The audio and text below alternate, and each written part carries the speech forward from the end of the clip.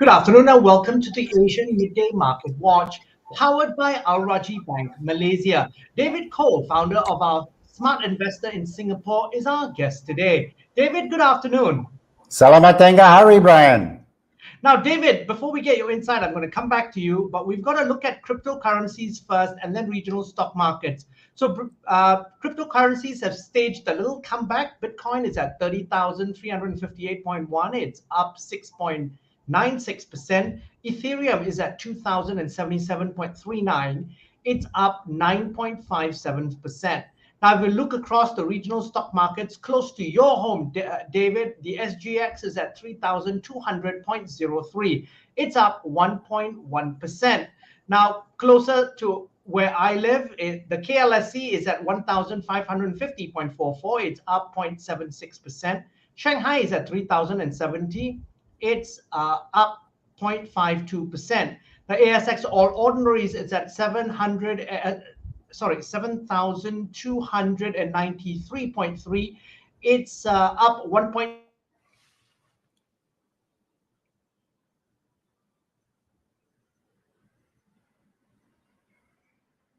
Hang Seng is at 19,776.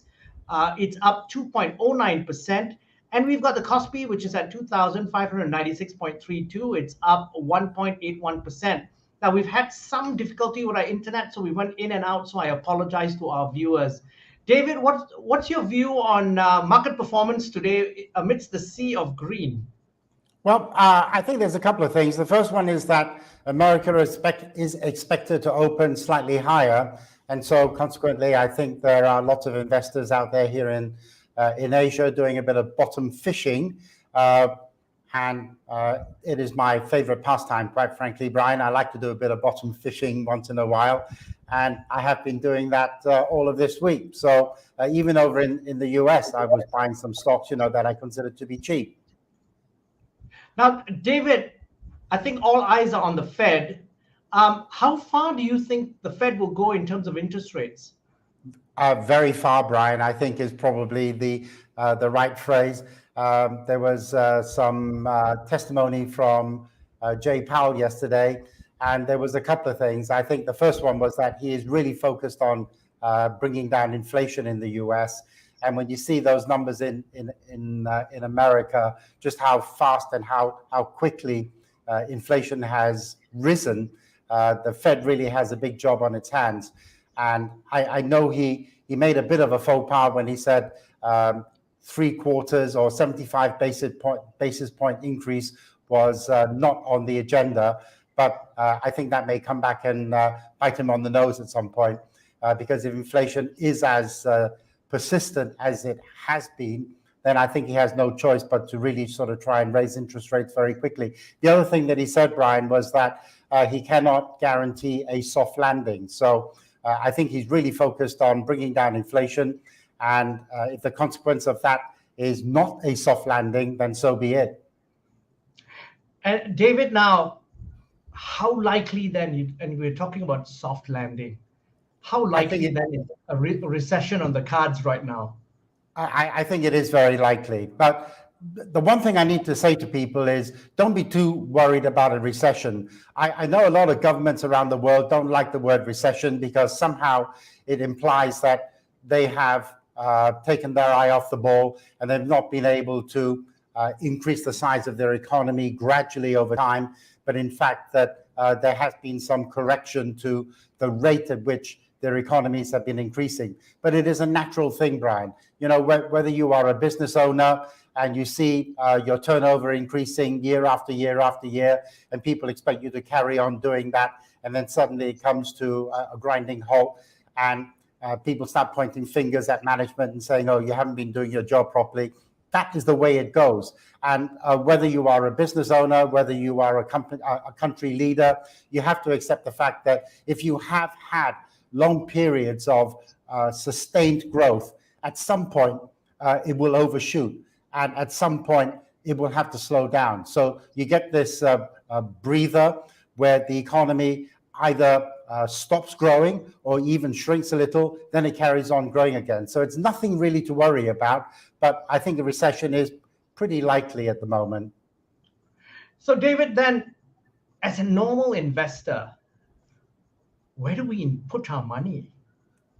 Well, I remember there was a mantra a long time ago from a very great investor called Peter Lynch.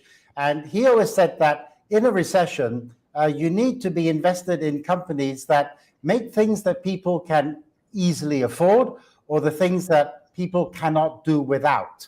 And if you have a look through your portfolio and say, does this company make the things that people can easily afford?